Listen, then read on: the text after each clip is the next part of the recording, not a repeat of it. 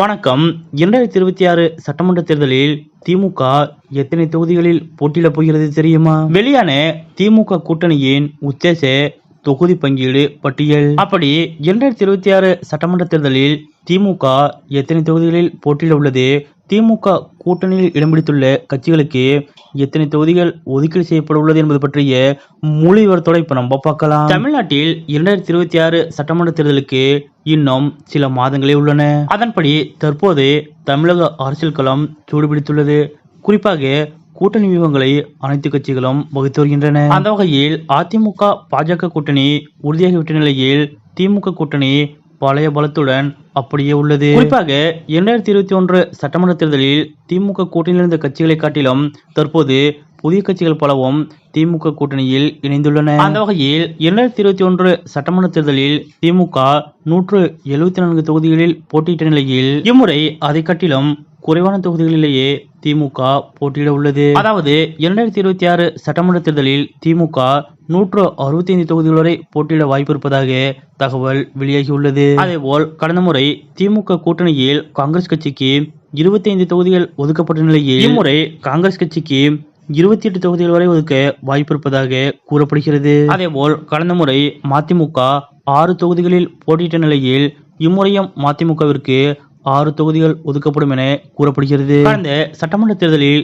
திமுக கூட்டணியில் கொங்குநாடு மக்கள் தேசிய கட்சி 3 தொகுதிகளில் போட்டியிட்ட நிலையில் இம்முறையும் அதே 3 தொகுதிகள் ஒதுக்கப்படும் என எதிர்பார்க்கப்படுகிறது. அதேபோல் கடந்த சட்டமன்ற தேர்தலில் திமுக கூட்டணியில் தமிழக வாழ்வுரிமை கட்சி 1 தொகுதியில் போட்டியிட்ட நிலையில் இம்முறை 2 அல்லது 3 தொகுதிகள் வரை அக்கட்சிக்கு ஒதுக்கப்படும் என கூறப்படுகிறது. திமுக கூட்டணியில் கடந்த முறை மனிதநேய மக்கள் கட்சிக்கு 2 தொகுதிகள் ஒதுக்கப்பட்ட நிலையில் இம்முறையும் 2 தொகுதிகள் ஒதுக்க வாய்ப்புள்ளது. அதேபோல் இந்திய கம்யூனிஸ்ட் மற்றும் மார்க்சிஸ்ட் கம்யூனிஸ்ட் கட்சி கடந்த 2021 தேர்தலில் திமுக கூட்டணியில் 6 தொகுதிகளில் போட்டியிட்டன. அந்த வகையில் இம்முறையும் கம்யூனிஸ்ட் கட்சிகளுக்கு தலா 6 தொகுதிகளை ஒதுக்க முதலமைச்சர் மு க ஸ்டாலின் அவர்கள் முடிவெடுத்திருப்பதாக கூறப்படுகிறது. திமுக கூட்டணியில் கடந்த முறை இந்திய யூனியன் முஸ்லீம் லீக் கட்சிக்கு 3 தொகுதிகள் ஒதுக்கப்பட்ட நிலையில் இம்முறை 2 தொகுதிகள் ஒதுக்க வாய்ப்பு இருப்பதாக கூறப்படுகிறது. அதேபோல் திமுக கூட்டணியில் இடம்பிடித்துள்ள மனிதநேய ஜனநாயக கட்சி,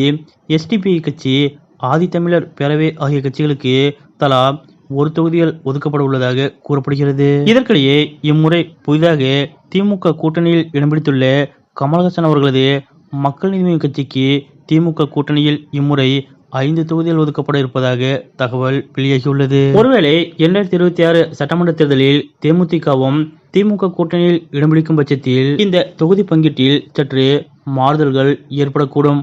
குறிப்பாக திமுக மேலும் தனது தொகுதிகளை குறைத்துக் கொள்ள வாய்ப்புள்ளது. ஆரம்பத்தில் 2026 சட்டமன்ற தேர்தலில் அதிகப்படியான தொகுதிகளில் திமுக போட்டியிட முதலமைச்சர் மு க ஸ்டாலின் அவர்கள் முடிவெடுத்திருந்தார். ஆனால் தற்போது அதிமுக பாஜக கூட்டணி, நடிகர் விஜய் அவர்களது வரவு ஆகியவற்றால் திமுக கூட்டணியை மேலும் வலிமைப்படுத்த வேண்டிய கட்டாயத்தில் முதலமைச்சர் மு க ஸ்டாலின் அவர்கள் இருக்கிறார். இதன் காரணமாக கடந்த முறை காட்டிலும் இம்முறை திமுக குறைவான தொகுதிகளிலே போட்டியிடும் என கூறப்படுகிறது. தற்போது வெளியாகியுள்ள 2026 சட்டமன்ற தேர்தலுக்கான திமுக கூட்டணியின் உத்தேச தொகுதி பங்கீடு பட்டியல் குறித்த உங்களுடைய கருத்துக்கள் என்ன அப்படிங்கிறத மறக்காம கமெண்ட்ல குறிப்பிடுங்க.